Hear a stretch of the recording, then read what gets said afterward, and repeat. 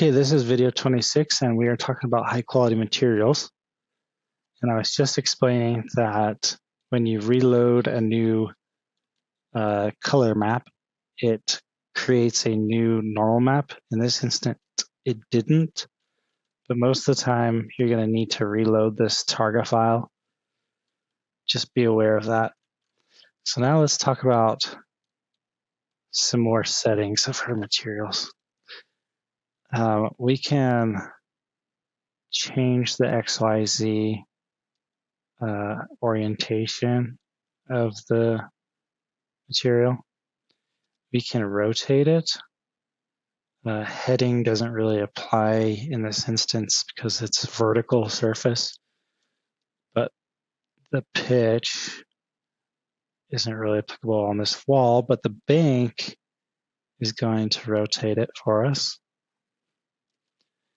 Again, there's 3 directions of rotation. We have a waxiness transparency thing that we can do on our materials. Waxiness just means like, it's hard, you can't even see with this texture, but waxiness is like lets a little bit light through, but it's not transparent, it's not see-through. That doesn't really make sense, but I think you'll get it. Now there's some more settings here that we can apply. Emissiveness just makes it turn on like a light. Saturation just saturates the colors in the color map. Specular, I've never actually used specular, but there's some more things here. We can add an opacity mask in Photoshop to a target file. We do that with Megascan plants. Nuno Silva has a video on that. You can watch that on, I think it's probably titled Importing Megascan Plants.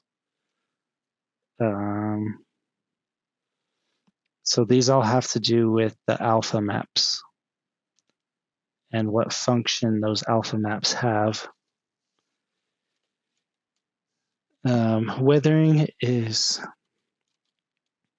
going to make your textures look weathered in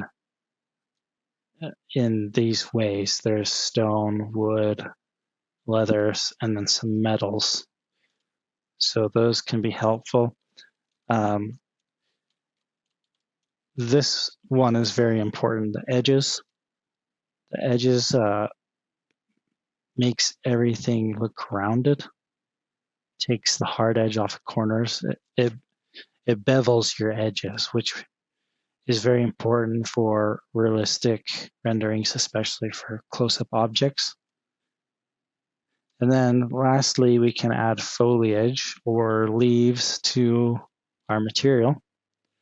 That's what's going on over here. So we can change the spread, the ground level.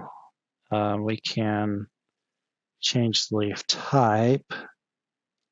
We can change the leaf size. So those are most of the settings for the materials.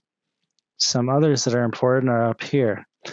We can copy the material and then paste it. So if we were to copy this and then select this and paste it, we could do that. This one is important. We can save it to our custom materials. So then it would be accessible. Let's actually do that. I'll pause it and okay, and just named that and pressing OK to save it as a custom material. Okay, so this file is where we can load a material and save a material. It's better to just save it to the custom materials rather than saving it to a folder. But in the next video, I will demonstrate how you can load a material